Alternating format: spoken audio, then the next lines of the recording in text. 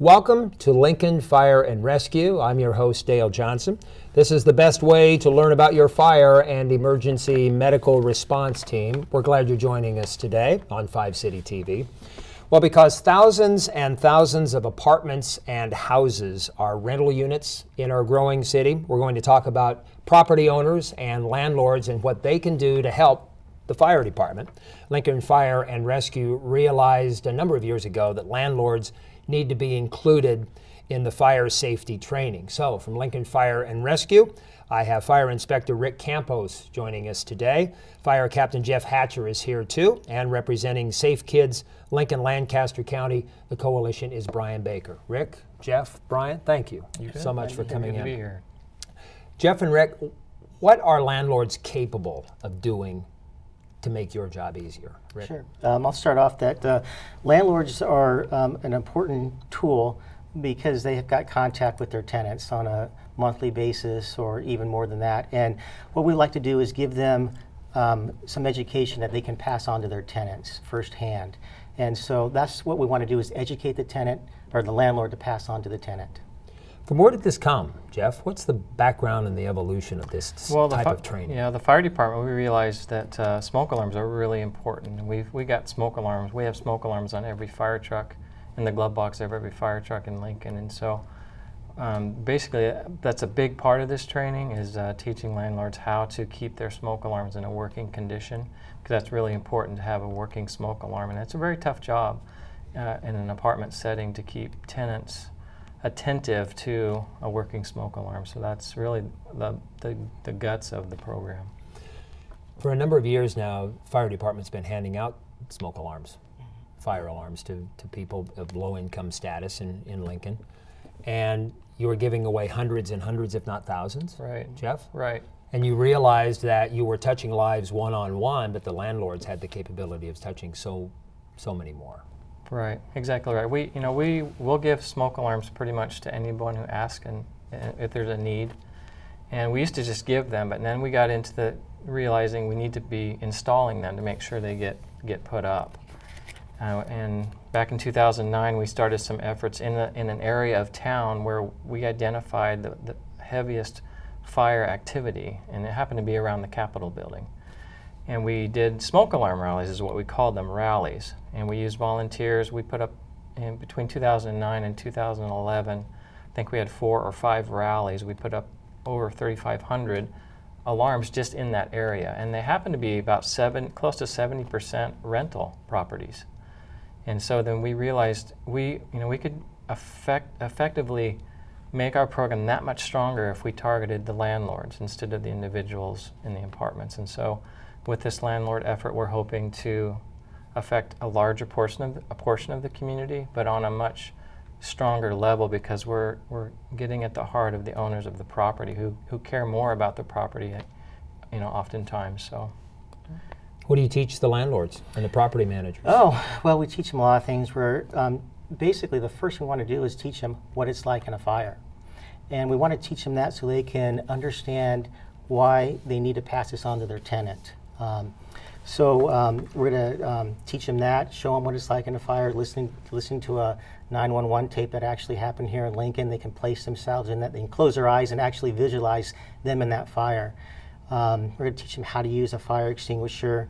We're going to give them some information on how to write a contract. If you're a landlord and you want to write a contract to include taking care of your smoke detectors, making your property non-smoking, give them that information that other landlords in town use. We're going to actually show them what it's the after effects of a fire. This is what a fire does to your property. These are how those items are going to affect you and the tenant. This is why you don't want to have a fire. And learning from the community. We've got a great partnership with some private companies. Paul Davis of Lincoln, Great Place Properties, General Fire, bringing their expertise in to show the landlord that the services they provide, but also their side of the story after a fire, because a lot of people don't realize it's a tremendous effect on the community, on the individuals, the after effect of a fire, and that's what we want to present to them so they can go to their tenants and say, This is why we don't want to have a fire. This is why you need to have your smoke detector working. This is why we have non-smoking units, and so on. And so that's what we want to do, is to empower that landlord. Glad you mentioned that, the cooperation, because in the second portion of our conversation here, we'll bring up to the table, we'll have Tim Svoboda and Lori Struve representing Paul Davis Restoration, and also Lynn Fisher, property manager through Great Place Properties. They will be here to talk about their involvement in this landlord program. You mentioned they listen to 911 calls, they see the effects of the fire. Best time to do this is when the emotions aren't high and they're standing outside a piece of property of theirs that has just gone up in flames. Best time to do it's in an enclosed training type setting. Right. You know, usually the fire department, or the fire service, I should say, tends to be more reactive than proactive. So this is a great proactive workshop that we have going on for landlords. Let's bring Brian in on this. Brian, thanks a lot for coming here today. Talk about, because all too often in these fires, it impacts families. Families involve kids. So talk about how childhood injuries impact a community. Sure. In Lincoln, we have about 6,000 kids on average per year that receive medical treatment in one of our local emergency rooms. These injuries are preventable. There are things that we can do to make sure that these injuries don't happen as often as they do. Safe Kids, Lincoln-Lancaster County, is a coalition made up of over 50 community organizations that have a passion and a mission to reduce these injuries, to take away the risks that cause these injuries. So in this case here, this is a perfect example of how we're pulling the public sector, represented here, and private sector, which you'll talk to in a little bit, and maximize the resources that we all can bring to the table to make sure that the risks are greatly diminished that result in these fires in this case. We also look at other areas of injury to kids too.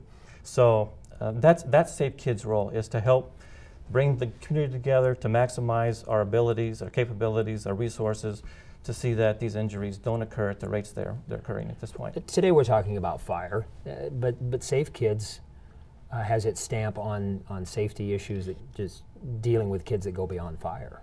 Yes, we look at, in our case, the 6 most common causes of injuries to kids in our community.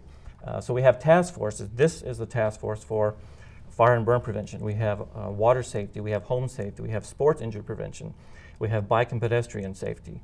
So those are the areas that we work in, because we look at the data that the hospitals provide us, we look at the fire data, we look at police accident records, and those informations, they tell us what we should be looking at and prioritizing.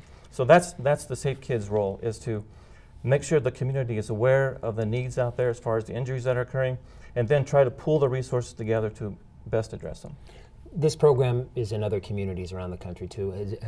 Was there a need for a customization of sorts to tailor it to Lincoln? Are we unique in any way where you had to tailor it I think to Lincoln? Yeah, we definitely customized it. I became aware of the program a number of years ago at a conference I went to, and it was Portland, Oregon area, that's their fire department's doing it, and got the program from them. And so we've made it fit our community. Rick has really taken the ball and run with it, and fit it to the needs of our communities. Rick, are there other responsibilities that already exist for landlords? In other words, are they, maybe by regulation, by law, by ordinance, to maintain some fire safety level within a complex? Yeah, there's fire codes that apply to different occupancies, and one of them would be the apartment buildings or houses that are rented out, and you know, having a working smoke detector in that property. And you know, we're going beyond that as far as not only maintaining that detector, but how to make that tenant safe, as far as, you know, we'll talk about fire safety plans, or even housing codes and regulations go into keeping exits clear, just property maintenance codes, I guess. Grills, how close grills can be. Smoking is a big thing. Really, the 3 main causes of fire in Lincoln are cooking, smoking, and electrical. And so we'll cover those in the workshop as well. So not only do we cover fire, we kind of branch out a little more towards other areas too that affect tenants. And what's been the reception from landlords when you offer this program? It's been well received. We do asked the landlords to give us their input afterwards, and they all have very positive things to say. They take advantage of our offer to install smoke alarms in their properties. They just think it's time well spent. They learn, like Rick said, how to put together a lease agreement that includes non-smoking and fire alarms and that kind of thing. So we've been very pleased with the response from the landlords and their input and feedback on how to make it even a more effective training. Rick, there's been so much I've learned here. I wouldn't have realized the contractual element, the learning of language in a contract that can make a difference. And that's important. You know, that's you know, that's where it starts. It really. is. It's ground level. It's landlord talking to landlord, and I think there's some respect there, and I think that, you know, every group has its little area of expertise, and then we bring them together, and it's just a great thing we got going on. And I understand, Jeff, it's been going on for a couple of years now. Yeah, exactly. Back Portland, Oregon, it's actually Tualatin Valley, I think is how you say it. It's a suburb of Portland. When they started their program, they had a smoke alarm rally similar to ours, where they installed smoke alarms in a large apartment complex. And within, I think it was a month, they had a fire death in that apartment. And then the fire department knew that every one of those apartments had a working smoke alarm a month prior to this fire death. And the fire death was attributed to a non-working smoke alarm. And so they got some kind of authorization to research and get into those apartments, and found out that a large number of the alarms that they had installed only a month prior to this were disabled. And so they hired a research group. And this research group went and found an identical apartment complex, and they surveyed the working smoke alarms in that complex as well. And they were over 90% of them were working, whereas this one where they had a rally only a few months prior were non-working, or a large number were non-working. And one of the things that they came back, this research group said, is that you need to focus your efforts on the landlords, because there was a huge difference in the mentality of the landlords of this functional, working, fire-safe apartment complex. And one of the things they had was, in their lease agreement, they had a deal that said, if you don't have a working smoke alarm, you're gonna suffer a consequence, and it's a big deal. Working smoke alarms are a big deal, whether we're landlords or whether it's our own home. We have to have a working smoke alarm, and when we don't have a working smoke alarm, we're vulnerable. And it's no different than having a hole in your roof. You know, you're going to get damage. If you don't have a working smoke alarm, you're putting yourself in a position to be more vulnerable. So that's the fire side of it, and the safety side. Rick, thank you very much for this. Jeff, you too, representing the fire department. Brian, thank you. You bet. Thank for the you, City Dale. County Health Department. All right, we're going to talk to other representatives here too. We'll bring in Tim Svoboda and Lori Struve from Paul Davis Restoration here in Lincoln, and from Great Place Properties, Lynn Fisher is going to join us on 5 City TV. We'll have more in a moment. Today, you could save a life. Working smoke alarms help save lives, so you should have one on every level of your home and in every sleeping area. When a smoke alarm sounds, you may have only seconds to escape, so have an escape plan and practice it. Know at least 2 ways out of every room, have an outside meeting place, and never go back inside. Test your smoke alarms at least once a month and your home escape plan twice a year. And remember, today, you could save a life. Welcome back to 5 City TV. This is Dale Johnson, your host, as we continue to talk about your Lincoln Fire and Rescue Department. Today we're focusing on landlord training, landlord fire safety training. I want to thank Rick Campos, Fire Inspector for Lincoln, and also Jeff Hatcher here too, and from the Lincoln-Lancaster County Health Department Safe Kids Coalition, Brian Baker. In the first portion of our show, we're going to focus on a sector of training that involves Paul Davis Restoration. It also involves property management. Great Place Properties, represented by Lynn Fisher. Lynn, thanks a lot for coming in. You're welcome. Glad to be here. And from Paul Davis Restorations, we have Tim Svoboda and Lori Struve. Lori, Glad to be here. Tim. Thank you. Thank you. All right, let's start with the Paul Davis involvement. What is your message, Tim, to landlords? Sure. Well, really, our message is for landlords to educate, as Rick and Jeff talked about, educate landlords, but also to make sure that their tenants understand that having a working smoke detector really is, it's a timeline, it's a timing thing, because fires are inevitable, fires are going to happen, and we understand that, but when tenants are alerted to that, they can either take action, one, and first and foremost to get out of the building or their safety, but also to have education on how to use fire extinguishers. If it's something that they can operate a fire extinguisher comfortably, they can put that fire out, they can really mitigate the damages. And same kind of thing when they're warned of a fire, the fire department can be called, and things can be mitigated, damages can be lessened. When we look at fires and damages, and we work with a coalition on this, a big part of ours is the damages. We look at what the cost is of these fires and the extent of these damages, how long it takes to put these properties back, because it's a business. When we talk about property management companies and owners of these properties, it's a business. So when they are out of tenants because of a fire and they're displaced, they're out of income, lost business income, as it's called in the insurance industry.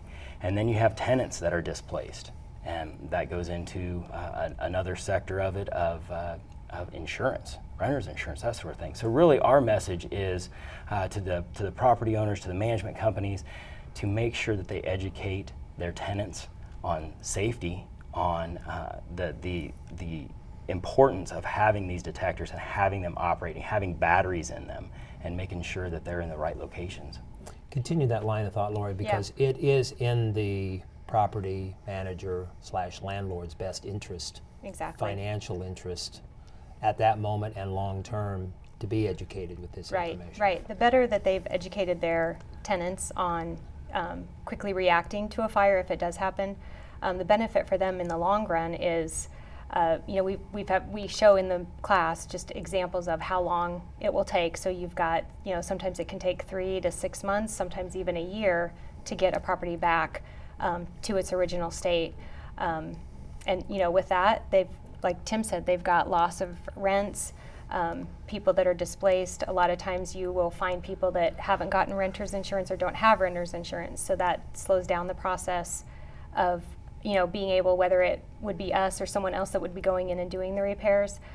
You can't go in and do the repairs to the property until the tenants have moved their belongings from that apartment and gotten them out of there. As a property manager or representative for a company that represents rentals, Lynn, this is valuable information, isn't it? Oh, absolutely. I've been involved with this program for quite a while, and I've learned a lot myself, and it's been very helpful to our company to understand some of the things that we've learned and to implement those, as well as to help to come up with ideas to help other landlords to learn how to do a better job for their sake, but more so for the safety of their tenants. Because it's revenue, isn't it? Well, it is. It's money out of your pocket. Absolutely, absolutely. Insurance doesn't cover everything, as we all know. There's always other expenses and costs. So the most that we can do to minimize that, but still, safety of our tenants is the #1 thing that we're interested in. Even though it's a money issue, we want to make sure that everybody understands that saving lives is the #1 priority. Exactly. Some people would assume that everyone knows how to operate a fire extinguisher, but if you've never been in a fire, you've never operated a fire extinguisher. So just to let them hands-on blast away a fire extinguisher, if that's part of the training, that's valuable. That is. Yeah. And what we want our tenants to learn first and foremost is to get to safety. We don't want them to fight fires. We want them to get out first. The smoke or the fire extinguisher training would be really kind of an unusual situation that they would be able to actually put out a fire with a fire extinguisher. We want them to alert the fire department and to get their family and themselves to safety first. But if a landlord doesn't know how to operate a fire extinguisher, a tenant may call the landlord. If the landlord's in the building, for example, if it's a small unit or a duplex, a small rental unit, they may call the landlord. And if the landlord doesn't know how to operate a fire extinguisher, there you have a stoppage point. Yeah. That's right. Yeah. Really the thrust of the training that we've been involved with, and I know we talked a lot about fire extinguishers here, but it's really about making sure that there's a working smoke alarm and that the people that might unfortunately hear that go off know then what to do to get out of the building and get to safety. That's really the thing that we've trained most of our people about. What has been a common takeaway message that you get? Because Rick and Jeff mentioned that you get they take feedback from landlords. This is the second or third year, I believe, this has been involved. Right. There's already been one this year in Lincoln. Right. What has been feedback from managers? I think a common takeaway is the education that's provided, and like Lynn said, it's about educating these landlords and keeping working smoke detectors, having proper signage in commons areas, all the different things that are available to them, and the majority of these things don't cost a lot of money, if anything. Things that are available through Lincoln Lancaster County Health, that they can go and they can get signage in different languages. That's something that becomes important because not all tenants are English speaking as their first language, and then be able to have some resources to have smoke detectors installed. One of the benefits of coming to the training is that they get the opportunity to have some smoke detectors provided to them, but have them installed by individuals that are trained to do that, and to show them how to check if it's working properly, if it's a unit that takes a battery, how to change the battery, how to keep those things functional. And I think some of those things we take for granted when we're in the industry, but some of these folks, they don't understand those things. And if a landlord can be trained in this manner, they can do that and provide that service on a regular basis when they're signing leases, or they're having renewals or maintenance. When they get into the units and they do the maintenance, they can check to see if those units are working properly. What is the reason Paul Davis Restoration's involved, Lori?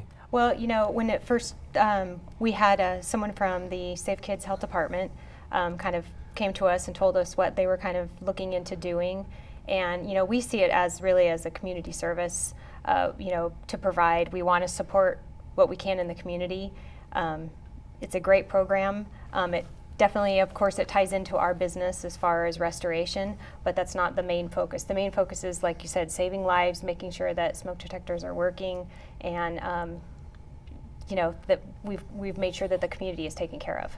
And Lynn, as you sat with other property managers in Lincoln, what's the discussion coming from one of these training sessions? Well, the biggest challenge that we find, and this is what the training is all about, is landlords and tenants don't always understand the importance of making sure that they don't let those smoke alarms become non-functional. Too often tenants take the batteries out, or they'll take them down.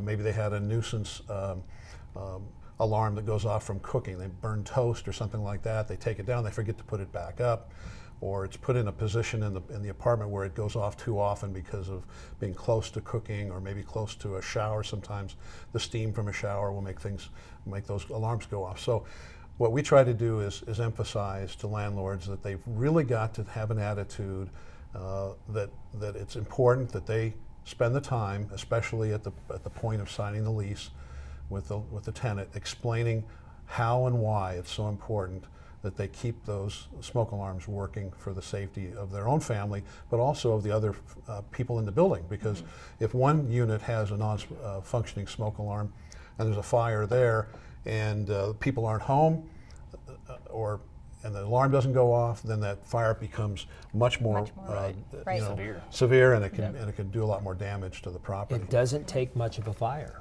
either. Right. It can be smoke, which results then in water damage. Sure. Because of the efforts to put it out. That's right. That's right. So, how can people find out more information? They can call the Safe Kids number that I think is probably flashing on the screen. It will be. Yeah, I think that's the main number to call. Okay. Yep, the health department, the yeah. fire department. Fire department. Yep.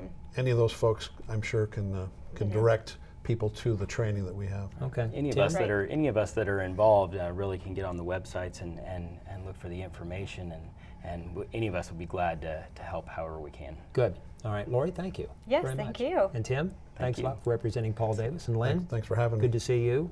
Property manager for Great Place Properties. And again, Rick Campos and Jeff Hatcher from the fire department, and Brian Baker from Safe Kids, Lincoln Lancaster County. Thanks everybody for joining us today on 5 City TV.